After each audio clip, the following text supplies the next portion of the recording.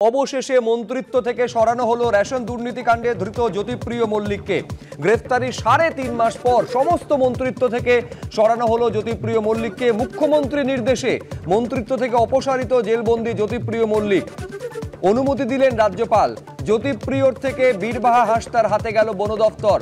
বন দফতরের স্বাধীন দায়িত্বপ্রাপ্ত মন্ত্রী বীরবাহা হাসদা। শিল্প পুনর্গঠন মন্ত্রকের দায়িত্ব পেলেন পার্থ ভৌমিক। রুমা পাল আমাদের প্রতিনিধি আরো বিস্তারিত বলবেন এই নিয়ে। তার মানে বনমন্ত্রীর পদ থেকে সরানো হলো, একেবারে সেই নির্দেশ মুখ্যমন্ত্রী দিয়েছেন যে জ্যোতিপ্রিয় মল্লিককে বনমন্ত্রীর দায়িত্ব থেকে একেবারে সরানো হলো। রুমা, দেখো একদমই তাই। মুখ্যমন্ত্রীর নির্দেশে জ্যোতিপ্রিয় মল্লিককে সরিয়ে দেওয়া হলো মন্ত্রিত্ব থেকে এবং রাজ্যপাল অব্যাহতি দিয়েছেন।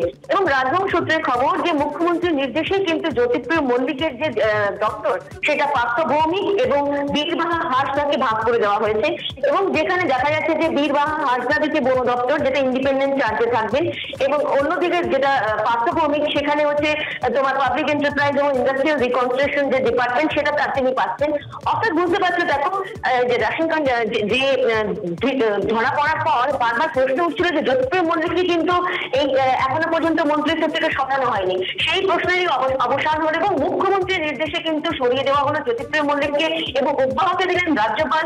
এবং জ্যোতিপ্রিয় মল্লিকের যে ডিপার্টমেন্ট যে দপ্তর ছিল সেটা বীরবাহা হাসদা এবং পার্থ ভৌমিককে দেওয়া হলো, সেটাও কিন্তু করা হলো মুখ্যমন্ত্রীর নির্দেশে। এমনটাই কিন্তু রাজভবন সূত্রের খবর। বেশ রুমা, তুমি আমাদের সঙ্গে থাকো। আমি আরেকবার বলবো, রেশন দুর্নীতি কাণ্ডে প্রায় 3.5 মাস ধরে জেলবন্দি রয়েছেন জ্যোতিপ্রিয় মল্লিক। বনমন্ত্রীর পদ থেকে এবার তাকে সরানো হলো সম্পূর্ণ মুখ্যমন্ত্রীর নির্দেশে এবং রাজ্যপালও সেই একেবারে যে নির্দেশ সেখানে অব্যাহতি দিয়েছেন, রাজ্যপালও অনুমোদন করেছেন। অর্থাৎ জ্যোতিপ্রিয় মল্লিককে 3.5 মাস পর মন্ত্রিত্ব থেকে সরানো হলো মুখ্যমন্ত্রীর নির্দেশে। অপসারিত জেলবন্দি জ্যোতিপ্রিয়। অনুমতি দিলেন রাজ্যপাল। জ্যোতিপ্রিয়র থেকে বীরবাহা হাসদার হাতে গেল বন দফতর।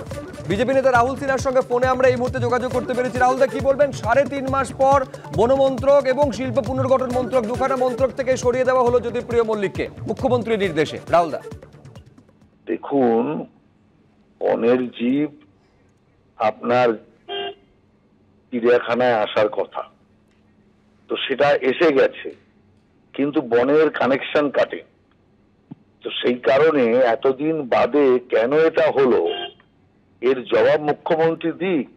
তার মানে কি স্বীকার করে নিল যে জ্যোতিপ্রিয় মল্লিক যে পাপ করেছে, গরিব মানুষের খাবার যে সে বিদেশে পাচার করেছে, আত্মসাৎ করেছে, এটা সত্য? তার মানে এতদিন লাগলো তৃণমূলের বোধোদয় হতে যে জ্যোতিপ্রিয় মল্লিক একজন দুর্নীতিগ্রস্ত ব্যক্তি।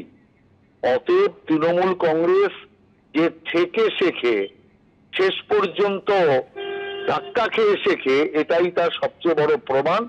দেরিতে হলেও বুদ্ধির উদয় হয়েছে, তার কারণ নির্বাচন আসছে, নির্বাচনে মানুষের সামনে কি জবাবদিহি করবে, সেই কারণে বাধ্য হয়ে রেশন চোরকে শেষ পর্যন্ত মন্ত্রিত্ব থেকে বাদ দিতে হলো। ধন্যবাদ রাহুলদা। ফোনে আমরা এই মুহূর্তে যোগাযোগ করতে পেরেছি সিপিএম এর কেন্দ্রীয় কমিটির সদস্য সুজন চক্রবর্তীর সঙ্গে। সুজনদা, কি বলবেন? 3.5 মাস পর সমস্ত মন্ত্রী পদ থেকে সরানো হলো জ্যোতিপ্রিয় মল্লিককে। যা যা অপদার্থতা হবার সবই তো হয়ে গেল। গ্রেপ্তার হবার পর জেলে থাকা লোক মন্ত্রী। আপনার কি পরিচয়? আমি জেল ঘুঘু।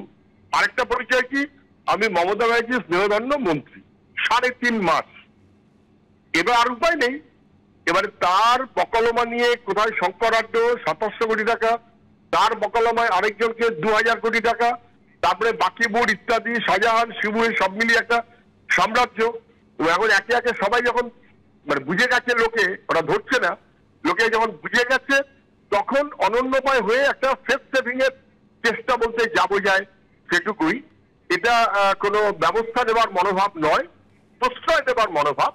এবং খানিকটা যেহেতু টাকা তো কালীঘাটেও গেছে, টাকা তো নবান্নতেও গেছে 25-75, তাহলে আর যেন বেশি দূর এগোবার সুযোগটা একটু কেটে রাখা হলো। মন্ত্রী থেকে বাদ দিয়ে দিলাম, বাবা কালীঘাটটাকে অন্তত বেশি নজরে আর রেখো না। নজরে তো আছেই, সারা তো দিচ্ছেই, বেশি যেন নজরে না রাখে। এটা একটা লোক দেখানো কারবার, তার চেয়ে বেশি কিছু ওটাই মনে করি না। ধন্যবাদ সুজনদা।